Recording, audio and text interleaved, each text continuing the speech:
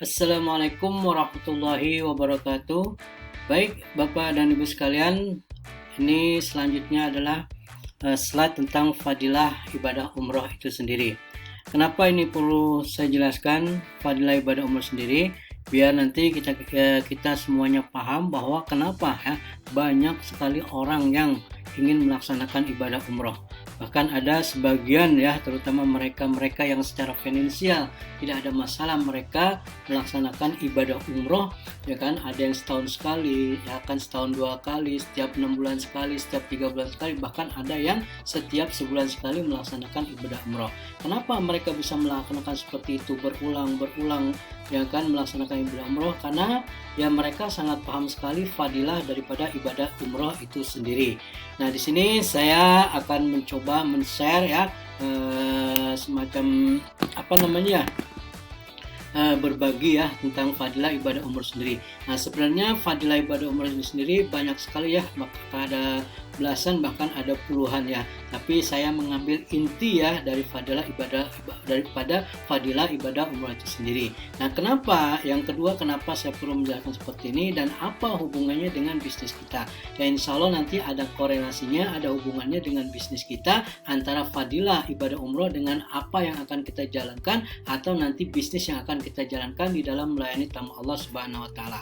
Baik, saya di sini akan menjelaskan, akan men-share 5 dari sekian banyak fadilah umroh.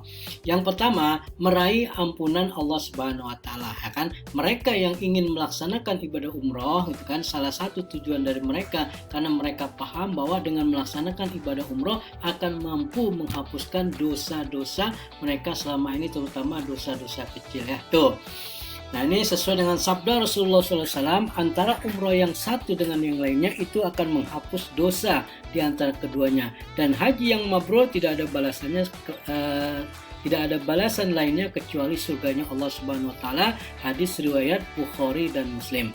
Ya, artinya apa? Mereka yang menjalankan ibadah umroh, mereka punya keyakinan bahwa dengan melaksanakan ibadah umroh akan mampu mengampuni segala dosa-dosanya, atau dosa-dosanya akan diampuni oleh Allah Subhanahu wa taala.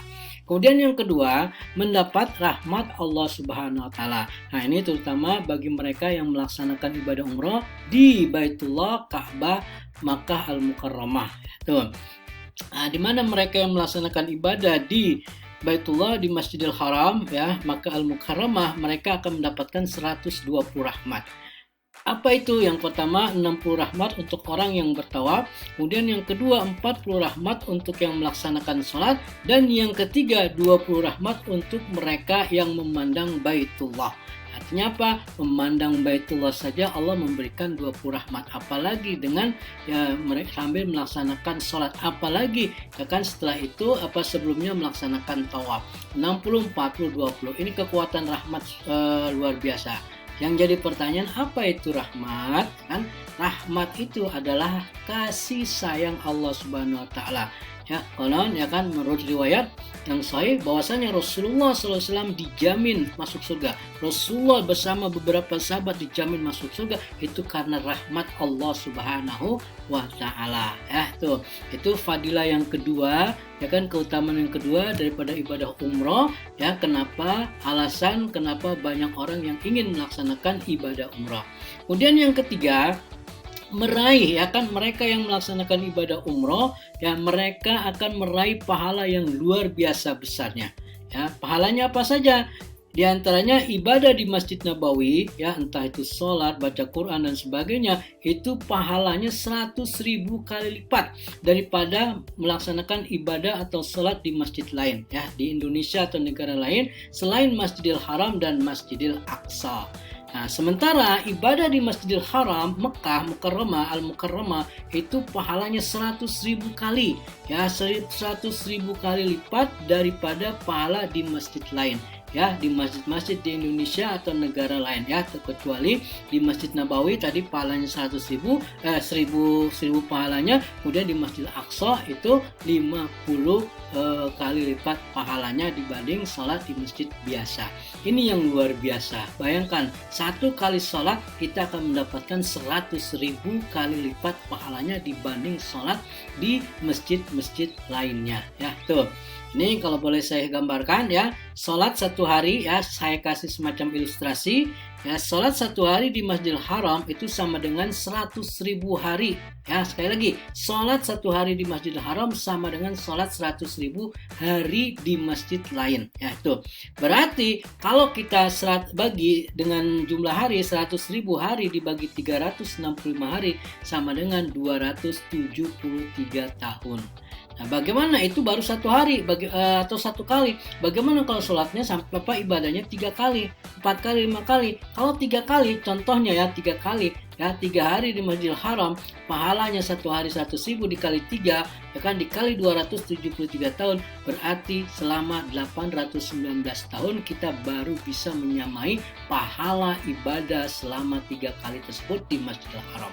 Ya, yang jadi pertanyaan adalah apakah sampai usia kita 819 tahun, apakah sampai usia kita 273 tahun.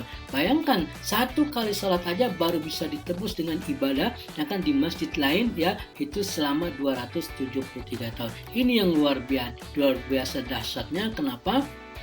Banyak sekali orang-orang yang berbondong, banyak sekali orang-orang yang pengen melaksanakan ibadah umroh. Bahkan mereka yang sudah ibadah umroh, pernah umroh, pengen sekali ingin melaksanakan lagi, kembali lagi ke tanah suci Mekah Madinah untuk melaksanakan ibadah umroh dan ibadah-ibadah lainnya. Karena mereka paham luar biasa banyaknya, luar biasa dahsyatnya pahala yang mereka dapatkan ketika mereka ibadah di sana, yang kemungkinan besar tidak akan didapatkan selama mereka berada di tanah air masing-masing ya. Ini luar biasa. Kemudian yang keempat ya, doa makbul ya tuh. Nah, kalau di negara kita atau negara selain di Mekah dan Madinah ini kan, itu hanya ada waktu yang mustajab ya. Doa-doa itu hanya ada waktu yang mustajab yang dikabulkan. Nah, di antaranya apa? Ada malam Lailatul Qadar, tengah malam dia saat tahajud, akhir malam sudah sholat fardu, di waktu lapang, di waktu sujud antara azan dan iqamah. Jadi hanya ada waktu-waktu yang mustajab. Nah, sementara di tanah suci Mekah dan Madinah itu ada ya, di Mekah Mukarramah, Madinatul Munawwarah itu ada selain waktu yang mustajab, itu tempat yang mustajab. Ya, di antaranya Multazam, pintu Gapa di belakang makam Ibrahim, Hijr Ismail, Safa Marwah, Raudhah, Arafah dan sebagainya. Artinya apa? Ya, kalau kita melaksanakan ibadah di sana, selain kita dapat istilahnya waktu yang mustajab, insya Allah kita dapat berdoa di tempat-tempat yang mustajab. Bayangkan Bapak dan Ibu sekalian, ya kita melaksanakan ibadah di tengah malam, bangun jam 1:30 atau jam 2:30 menuju ke Masjidil Haram, Makkah Al-Mukarramah, kemudian sampai di sana melaksanakan tawaf, mendapatkan 60 rahmat, kemudian melaksanakan sholat gitu kan, menghadap ke Multazam, persis menghadap Multazam, kemudian berdoa ketika sujud, luar biasa, insya Allah pasti dikabulkan oleh Allah Subhanahu wa Ta'ala. Nah, tuh. Ya, sudah sholatnya di tengah malam, kemudian di tempat yang mustajab, di waktu yang mustajab, di saat yang mustajab, di waktu sujud. Insya Allah kemungkinan akan dikabulkan itu sangat besar sekali. Ya, ini yang luar biasa dahsyat. Dan yang terakhir daripada pahala, sebelumnya, ya ini yang belum pernah ke sana ya, ini adalah Multazam antara pintu Ka'bah dan pintu dan Hajar Aswad. Nah, ini biasanya di sini banyak orang ya yang berkerumun ya, dorong-dorongan ya, karena mereka ingin menyentuh langsung Multazam.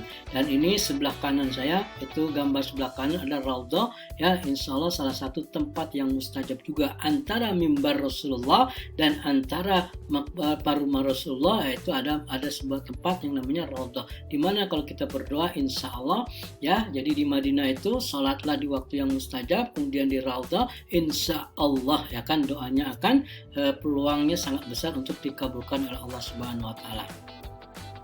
Nah, dan yang fadilah yang kelima yaitu meningkatkan keimanan ya.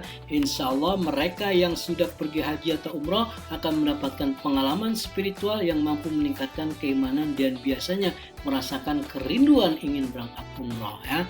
Insya Allah mereka yang niat umrah hajinya ikhlas, watimul hajja wal umrata lillah, dan sempurnakan umrah dan haji karena Allah Subhanahu wa Ta'ala. Insya Allah mereka yang ikhlas melaksanakan umrah dan haji itu akan mendapatkan mendapatkan pengalaman spiritual, akan mampu meningkatkan keimanan. Ya, misalnya yang tadinya malas sholat, insya Allah akan menjadi rajin sholat. Yang tadinya sholatnya malas di masjid, akhirnya jadi rajin ke masjid. Yang tadinya pelit jadi dermawan. Yang tadinya kurang harmonis dengan keluarga menjadi harmonis dengan keluarga. Ya, itu salah satu ya itu bagian yang kelima dari fadilah ibadah umrah. Nah, itulah Bapak dan Ibu sekalian fadilah ya, karena yang akan didapatkan insya Allah oleh mereka yang melaksanakan dengan ikhlas ibadah umrah. Nah, lalu apa hubungannya dengan kita? Hubungannya dengan kita adalah bisnis kita adalah bisnis melayani tamu-tamu Allah yang melaksanakan ibadah umrah, yang akan melaksanakan ibadah umrah dan ibadah-ibadah yang lainnya di tanah suci Mekah dan Madinah.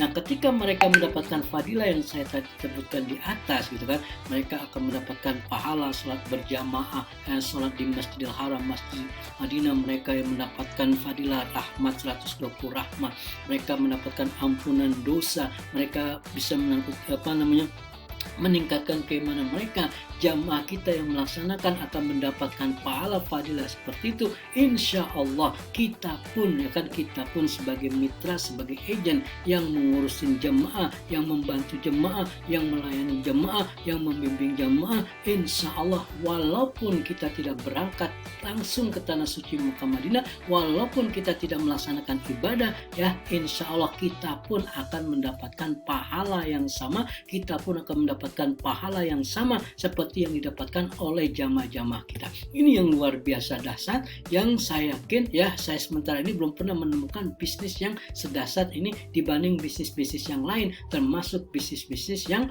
mengatasnamakan atau mewarnai keislaman ya, atau yang bernuansa Islam ya. Insya Allah teman-teman tidak akan rugi menjalankan bisnis ya umroh dan haji ini ya, baik itu bisnis yang dilaksanakan secara baik nanti bisnis yang insya Allah teman-teman tidak akan rugi ya bagi yang menjalankan bisnis umroh dan haji. Kenapa? Selain kita mendapatkan pahala yang luar biasa melayani jamaah, kita juga insya Allah mendapatkan komisi yang lumayan besar dari bisnisnya, dari jualan tiket, dari jualan hotel, dari jualan transportasi darat, handling dan lain sebagainya, insya Allah.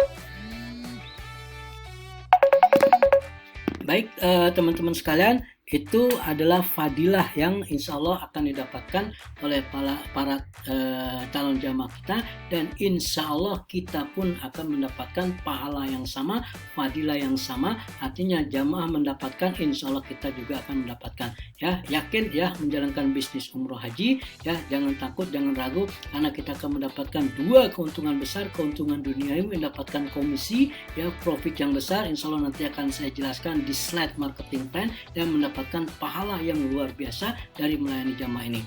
Baik, alhamdulillah slide ini sudah cukup ya, materi ini sudah cukup sekian saya sampaikan. Insya Allah nanti kita akan lanjutkan ke profil dari travel Hasanatur ya. Tuh ya, jangan sampai teman-teman ya kan salah dalam memilih travel, kan sudah niatnya bagus gitu kan, fadilah atau keuntungannya bagus, nanti manfaatnya apa gitu kan dari menjalankan bisnis, tapi salah dalam memilih travel ya. Insya Allah kami akan tunjukkan apa itu hasanah, apa itu legalitasnya seperti apa, ownernya siapa, produknya apa, kemudian keunggulannya apa di slide berikutnya. Terima kasih. Assalamualaikum warahmatullahi wabarakatuh.